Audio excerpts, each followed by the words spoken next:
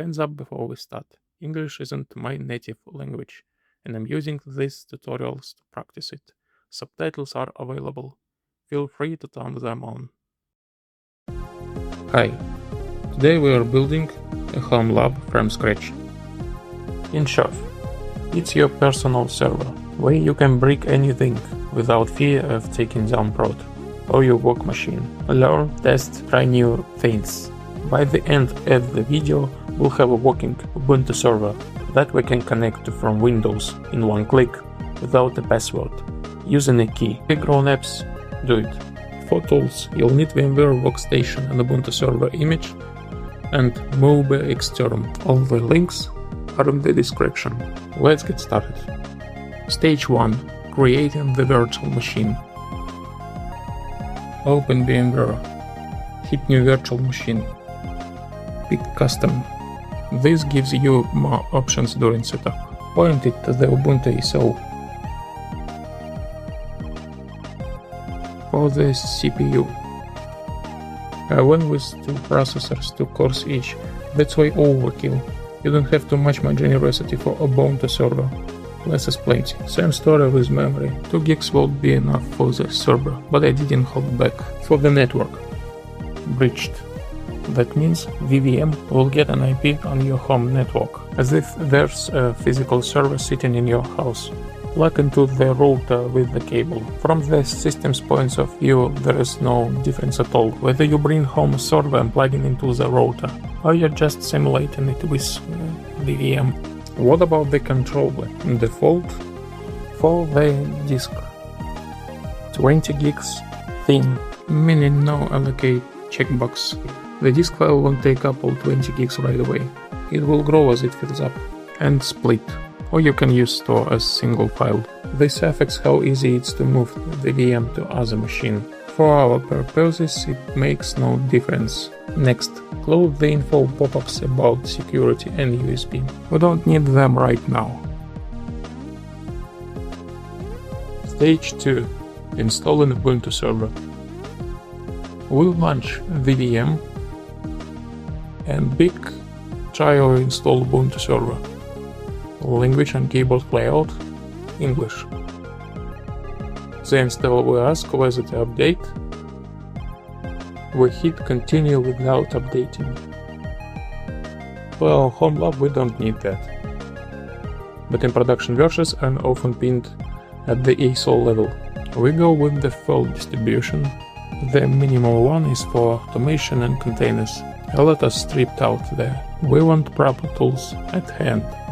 The network came up automatically over DHCP. It's that thanks to bridge mode. We skip the proxy. We wait for the mirrors to come up and move on. Disk partitioning. Use entire disk. And definitely without VM. Without VM we'll be able to resize volumes on the fly and take snapshots. A really handy thing. We don't enable encryption.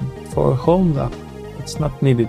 But in production you have to do it right away, at the installation stage, because adding encryption later is a pain. Sometimes you even have to migrate to other encryption systems, once with the TPM support. Note, with disk encryption, any attacker won't get access to the data, even if they physically walk up to the server with a USB stick on a live CD, and TPM adds another layer. It simply won't release the decryption key if someone starts tampering with the boot chain. So you change the boot order, slipped in your own USB stick, and that's it. No key, the disk is encrypted, goodbye. Note, by default, the installer doesn't give the entire disk to the root partition. We go into Ubuntu LV, hit edit, clear the size field so it mixes out. Save.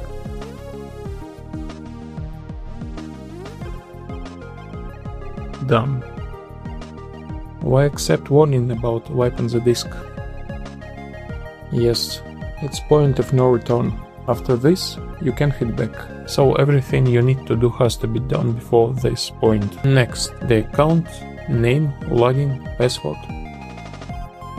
we skip to Ubuntu Pro. Note, we definitely select the Open SSH server. We'll need it to manage the server over SSH. You can tick the checkbox with the spacebar. We skip the featured server snaps. Wait for the installation to finish. Hit reboot now. Then I finish installing Enter.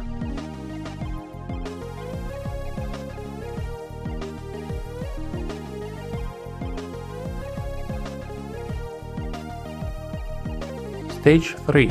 First login and setup. On the first boot, the system will show the SSH host keys. These are the server's own public keys, its password, roughly speaking. Let me say right away, these are not the keys we'll use to log in without a password. Those will generate separately a bit later.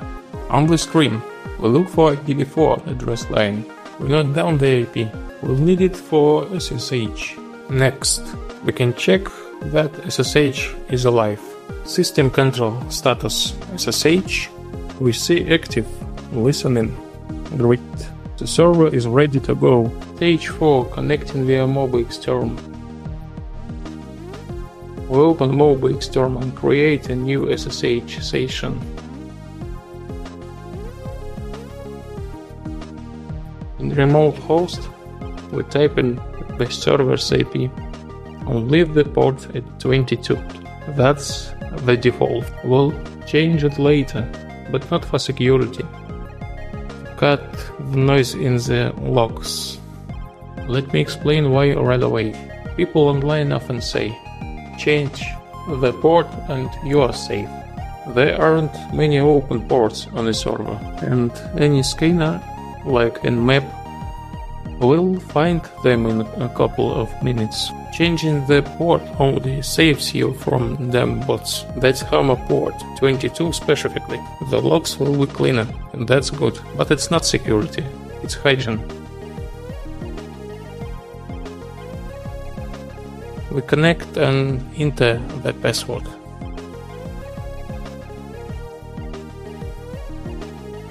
MobaXterm will offer to save it. And here it's important to understand one thing.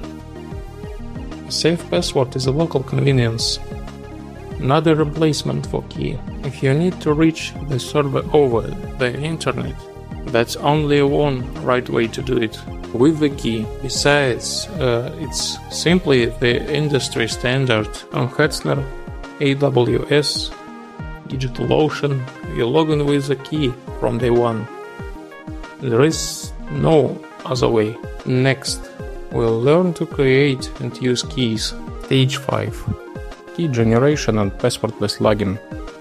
We go to Tools MobaKeyGen, that's PartyGen built into MobaXterm. For key type, we pick ADDSA, it's the modern standard. Shorter, faster and cryptographically stronger than the old RSA. If for some reason you need RSA, say you run into an ancient system, then the length is 4096, no less. We hit generate, we move the mouse over the window. That's how the program collects entropy.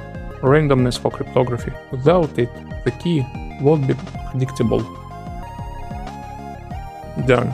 On the top, we see the public key. A single line starting with a SSH 825519. 825519 is short. It fits in the window in one piece, unlike the RSA wall of text. And here's the most common beginner mistake. They copy the key from the file that gets saved to the computer. We copy from right here, from the window, not through the Save Public Key button.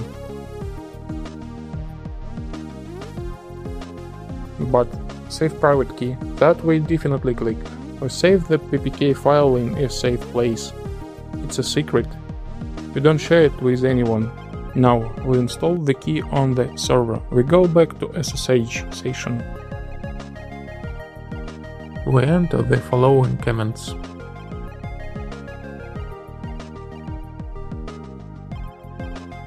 We paste the public key.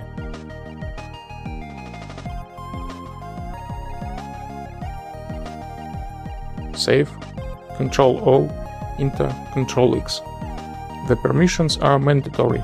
Without them, the SSH server will silently ignore the key and keep asking for the password. Now, the key-based connection in the MobaXterm session settings. We go to Advanced SSH settings, tick Use private key, and point it to our ppk file. We save, reconnect,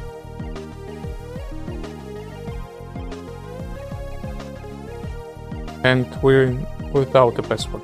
Done. Now you know how to work with SSH keys.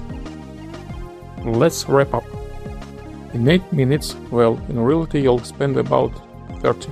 I just cut out all of the parts where you have to sit and wait. We deployed a full-fledged server on VMware, install it, set up SSH, and learn to log in with a key, no password. That's a working HomeLab already. You can install, break, experiment. All the commands and tools links in the description. Details and step-by-step breakdowns in the Telegram channel. Links right there too. Thank you for the watching. Bye.